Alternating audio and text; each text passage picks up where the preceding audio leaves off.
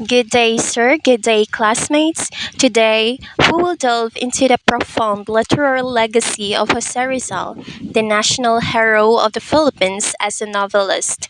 Rizal, often celebrated for his activism and intellectual prowess, left an indelible mark on Philippine literature with his groundbreaking novels No Limitangere and El Filibusterismo.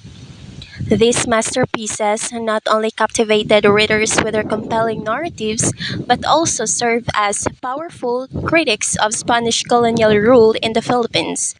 Join us as we dissect the anatomy of Rizal's novels, exploring their themes, characters, and the profound impact they had on Philippine society.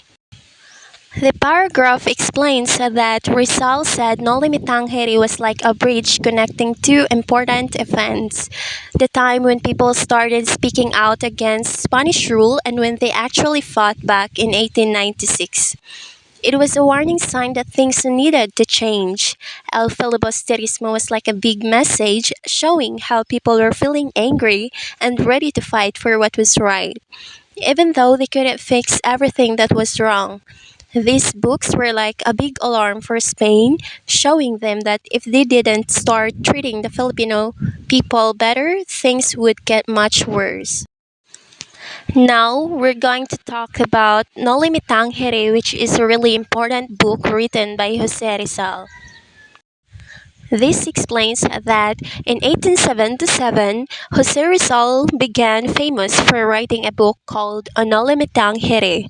This book talked about how the people in the Philippines wanted to be free from the Spanish rulers. It made a lot of people start thinking about their country and wanting to change things. A historian called Jose S. Arcelia called Nolimitang Here as a gospel of Philippine nationalism, which he means that this book was like the most important message for Filipino people who wanted their country to be free. So, No Limitang Here became like a guidebook for those who wanted to make the Philippines better. The title No Limitang Here means Touch Me Not in Latin, but the novel was also titled The Social Cancer in its English translation.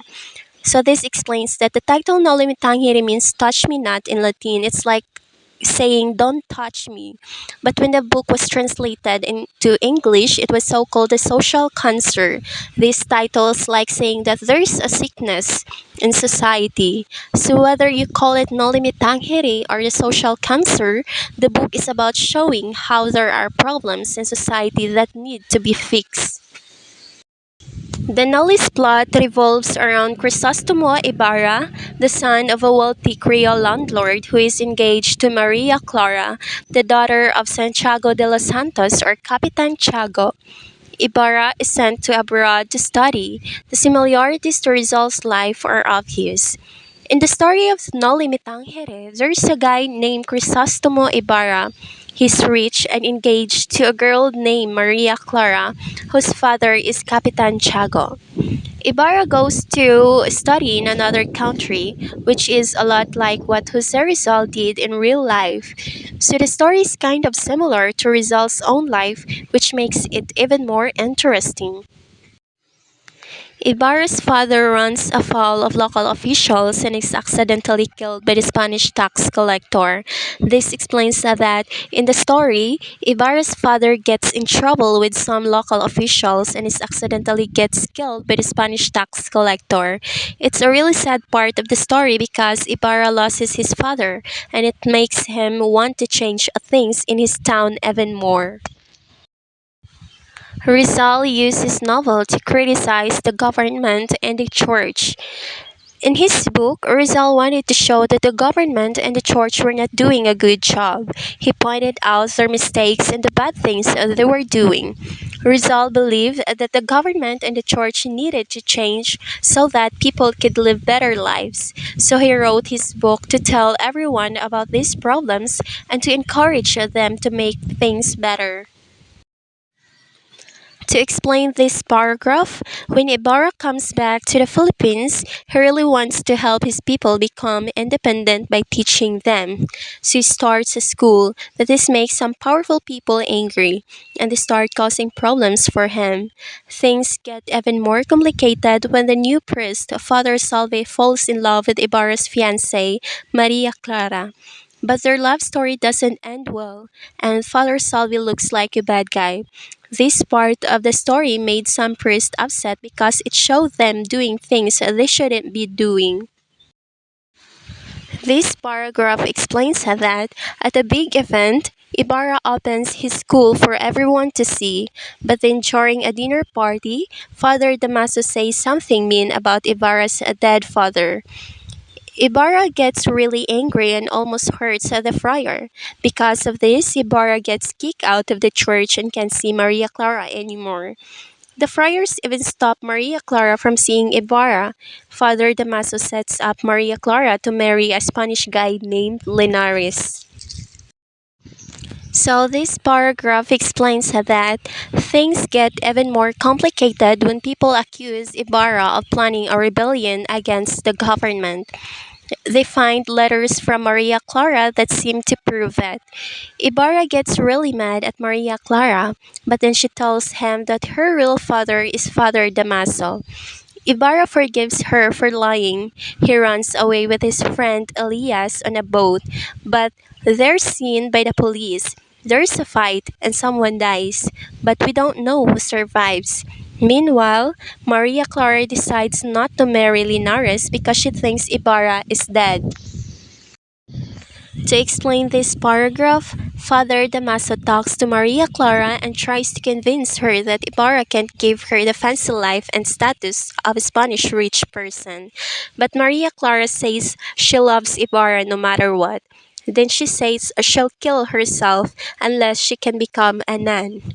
Father Damaso gives in, and the story ends with Maria Clara as a young nun on the roof of the convent, crying about how unfair her life is while thunder and lightning rumbled in the background.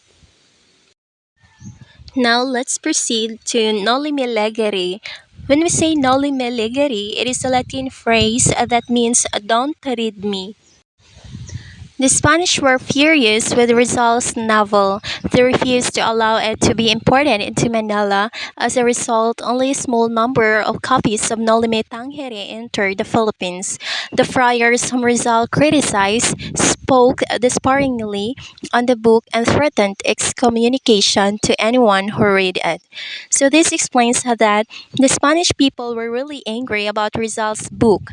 They wouldn't let it come into Manila, the capital of the Philippines, so only a few copies of Noli Me Tangere made it into the Philippines.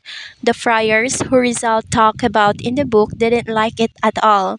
They said bad things about the book and even said they'd kick out anyone who read it from the church.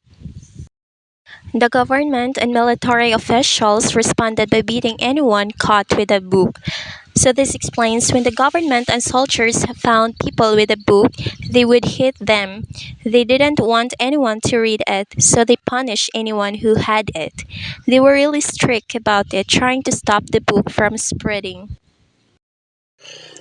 Jose Rodriguez, a friar who issued a small pamphlet entitled Kaingat Kayo, warning people not to read the Noli.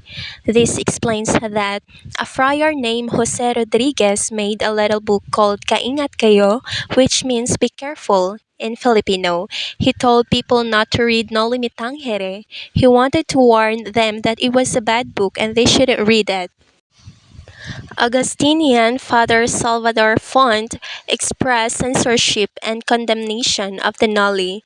The Permanent Commission on Censorship of the Philippines, which read and examined very carefully the so-called Tagalog novel, found the book libelous, defamatory, and full of falsehood and calumny, in which the author, Jose Rizal, reveals crass ignorance.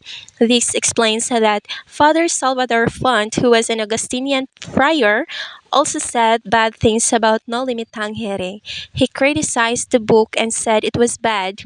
There was a group called the Permanent Commission on Censorship of the Philippines, and they looked at the book closely.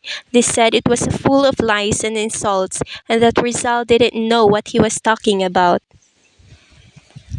A synthesis of the result of the analytical censor summarizes its findings, whose respective titles are: first, attacks on the integrity of Spain, state, and religion. This means that the book was seen as insulting to Spain, both the government and the church.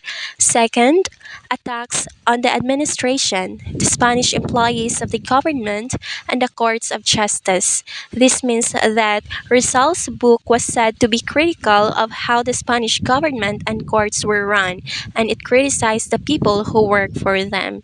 Third, attacks on the civil guard. This means that the book also seemed to have negative things to say about the civil guard, which was like the police force back then. To explain this slide, after looking closely at the book, the Commission on Censorship, led by Father Salvador Font, said: first, they looked at the book word for word. Second, they found that the book had ideas from other countries and religions, and its main message was to make people hate Spain. Third, in the Philippines, the censors wanted Noli Me Tangere to be Noli Me Legere, which means don't read me, because they thought it was so bad. To explain the last part, even though a lot of people didn't like it, Noli Me Tangere was really important for Filipino pride. It showed how educated Filipinos called Ilustrados thought about politics. It helped connect the ideas of speaking out against Spain, the propaganda movement, with actually fighting back in the 1896 revolution. With the main character Crisostomo Ibarra dies in the story, Rizal wanted to show that it's important to think for yourself and stand up against unfair rulers. This made people start thinking more critically about Spanish rule and wanting more freedom. And that concludes my part. Thank you for listening. This is Maria Cresty Salas, BSED English 4.